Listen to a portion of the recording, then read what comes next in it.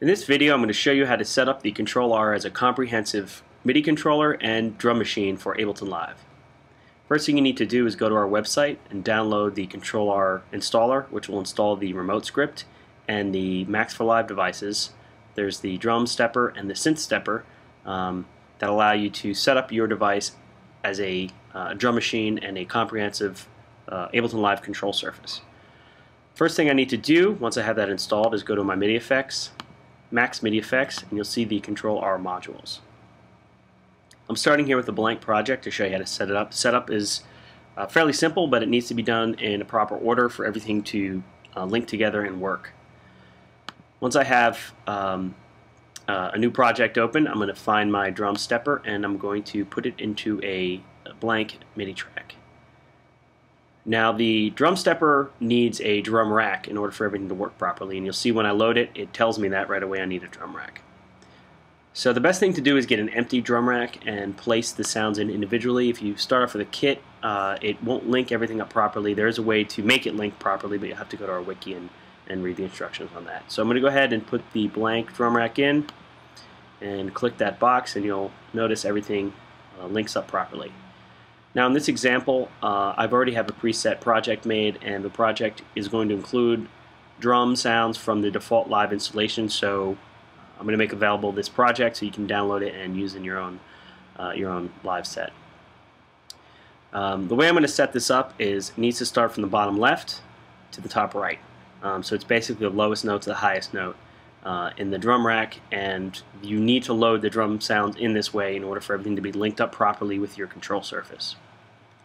So I'm going to go ahead, and in my example I'm just going to be putting some kick sounds on the bottom row, and you'll see how I'm loading them in, and this is exactly how you need to load them in your live set. So I have the kicks I want there. In the next row I'm going to do snare, and I'm just dragging for speed purposes. I'm just dragging instruments in kind of without order, just to quickly see how I have this up and running.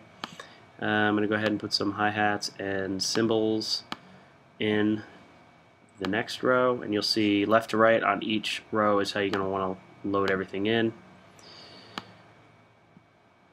Test them as you go in.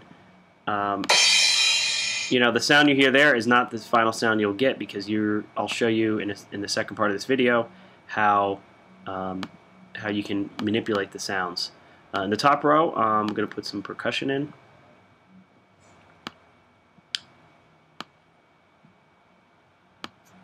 And here we go.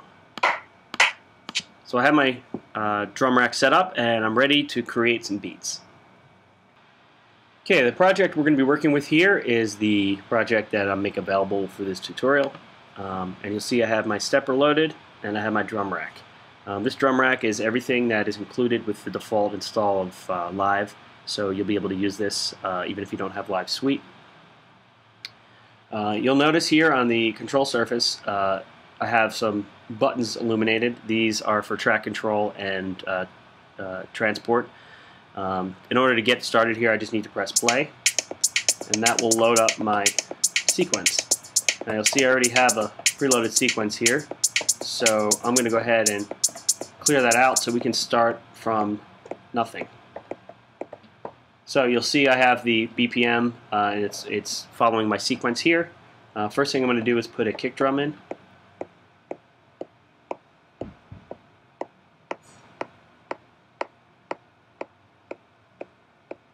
And I can manipulate the sound of that kick drum. Then I'm going to go ahead and put a hi-hat, this 808 hi-hat closed in. You can manipulate. Now if you don't have this loaded in properly, you'll notice that the encoders here won't properly control the actual instrument, so it's important to follow the steps in the first part of this video. Go ahead and add a snare in.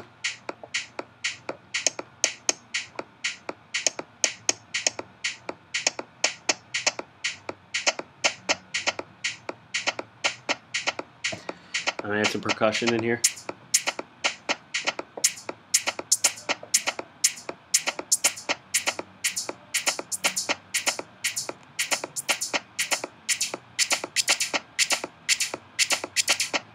And on the bottom you have groove and repeat.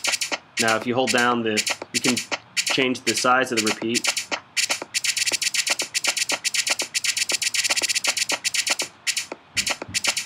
And then you also have mutes. So each one of these mutes a different instrument in the instrument selector here. So if I wanted to mute the kick here, I can do that. Now I can add another kick.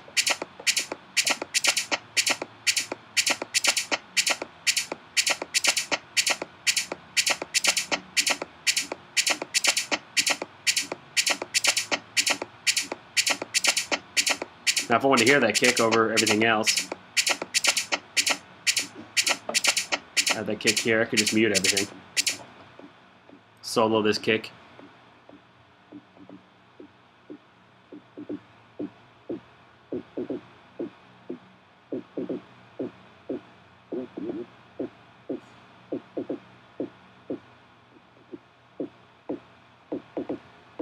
Go ahead and bring everything else back in. Now, a nice thing about this too is I can create presets.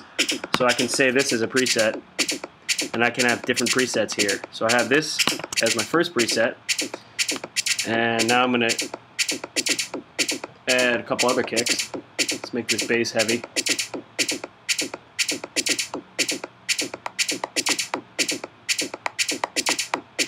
Add some more percussion.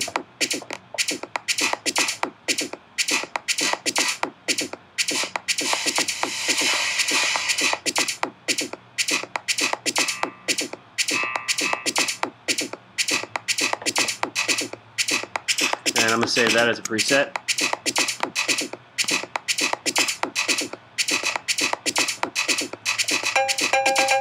And you can get kind of crazy here.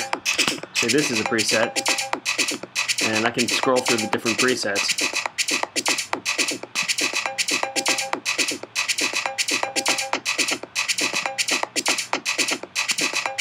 So this is the basics to get you started setting up your Control-R as a step sequencer. This is just one very basic example that scratches the surface on really how to use this as a comprehensive Ableton Live controller and a drum machine and step sequencer for Ableton Live.